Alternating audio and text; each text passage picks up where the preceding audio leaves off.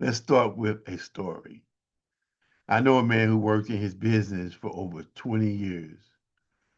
Great at what he did, hard worker, respected, but the business only paid him when he showed up.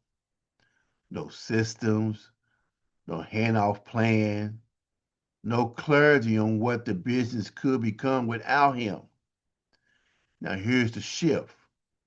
I came into the same type of business, cleaned up what was leaking, clarified what mattered, put simple structures around what already worked.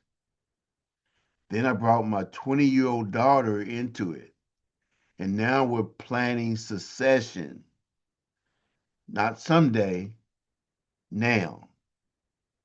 Here's a lesson for CEOs.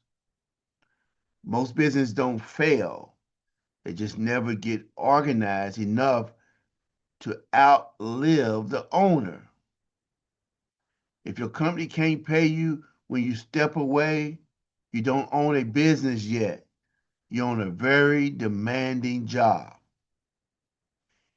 And the good news, this isn't about working harder. It's about cleaning up what's in the way.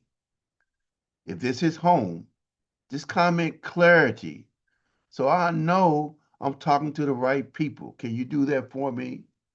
If you're a business owner thinking about scaling, succession, or residual income, start with clarity before growth. The link is in the comments, or you can find it in the discussion.